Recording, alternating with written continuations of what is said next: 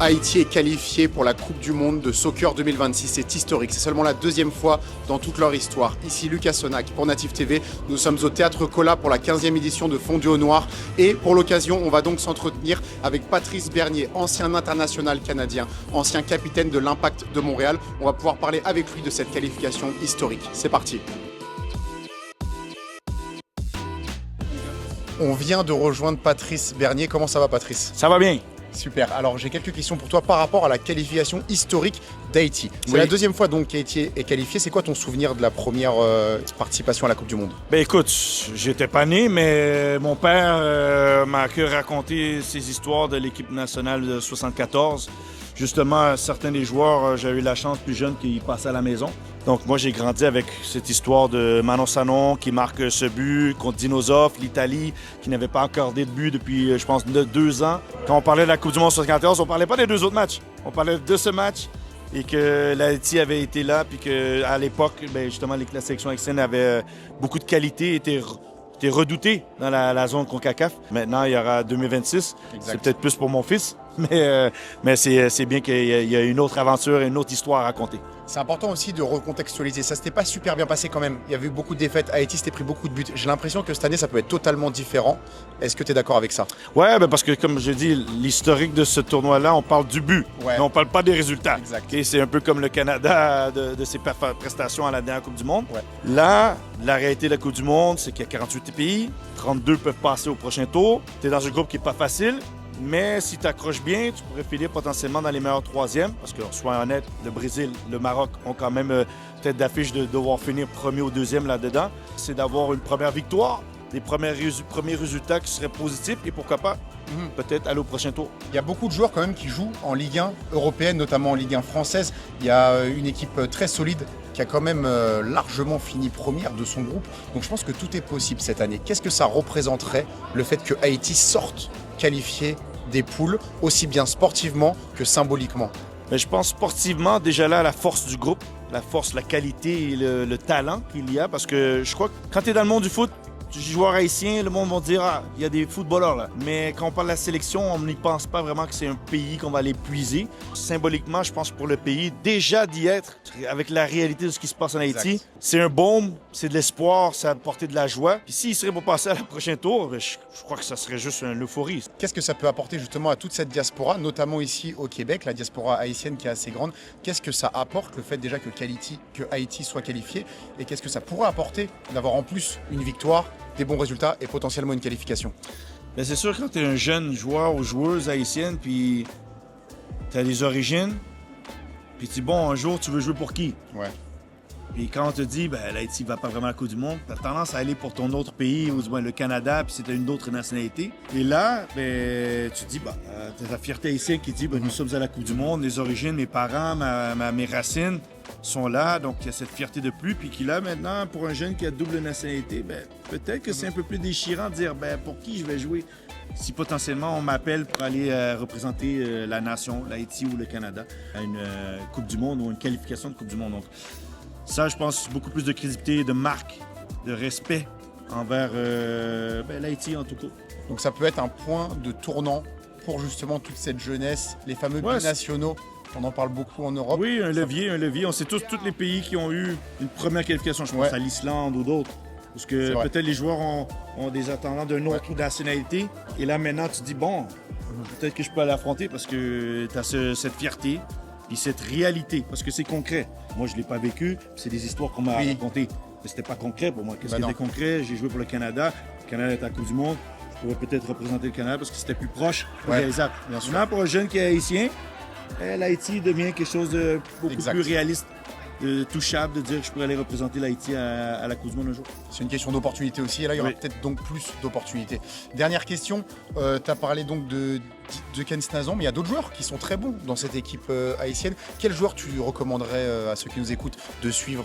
Écoute, en arrière, bon, le gardien placé il est un peu plus vieillissant, mais quand même. il y a la présence. La défense a été quand même solide. Très solide. Et je pense à AD, à Delcroix, qui ont été vraiment bien. Puis à l'attaque, bon, je pense à Pierrot, à Oui. Bellegarde, qui ont eu leur mot à dire sur des moments. Exact. Et donc, comme j'ai dit, la défense est solide, mais l'attaque est capable d'être redoutable en transition rapide. Bien sûr, absolument. C'est tout pour aujourd'hui.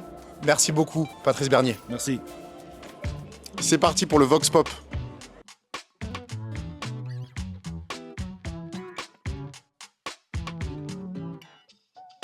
Alors on vient de croiser Dimitri. Dimitri, est-ce que tu peux nous dire déjà qu'est-ce que tu fais ici? Je suis là en fait pour rencontrer des gens d'abord et avant tout. Ensuite, participer vraiment à tout l'écosystème entrepreneurial qui est là. Non seulement encourager, mais faire en sorte que les produits qui sont issus de la communauté soient plus connus. Est-ce que tu es au courant qu'Haïti est qualifié pour la Coupe du Monde? Oui, j'en ai entendu parler évidemment. C'est quand même un événement historique. Ça faisait quand même un certain temps qu'on n'avait pas été qualifié. Et puis, on voit aussi la rivalité qu'on va avoir avec certaines personnes. Exemple, c'est toutes les mimes qu'on a vu passer sur Haïti-Maroc et tout ça. Donc, c'est clair que c'est quelque chose que, qu'on le veuille ou pas, on est au courant. S'il y a un match Haïti contre Canada, pour qui prendras-tu? Haïti, man. Non, mais c'est sûr. Parce que je pense que le Canada, c'est super cool. Évidemment, on est au Canada, on est Canadiens. Même, en même temps, comme je disais, juste le fait que si on peut les encourager, leur envoyer de l'énergie, faire en sorte qu'ils se rendent encore plus loin, je pense que c'est presque un devoir, en fait. Parce que c'est vraiment un moment qui n'arrive pas souvent. Moi, personnellement, c'est la première fois que je peux assister à des matchs d'Haïti qui sont qualifiés comme ça. Donc, c'est sûr que c'est quelque chose que je vais devoir suivre. On vient de croiser Holguin. Bonjour Holguin, qu'est-ce que tu fais déjà ici? Je suis ici en tant qu'exposant pour mes bijoux et mes coussins personnalisés. Alors, on va parler de Haïti qui est qualifié pour la Coupe du Monde. Est-ce que tu étais au courant? Sûrement. Et qu'est-ce que ça fait? C'est un grand plaisir pour moi. Donc, depuis que je suis née, j'ai jamais vu mon pays à la Coupe du Monde. Donc, pour moi, c'est une très grande fierté. Puis, j'ai très hâte. Et justement, pour ça, j'ai même une collection assez spéciale pour la Coupe du Monde. Donc, j'ai des colliers, des bagues, des bracelets et tout pour la Coupe du Monde. Parce que là, c'est comme pour moi, c'est extensionner un petit peu ma fierté, là, un peu. Oui.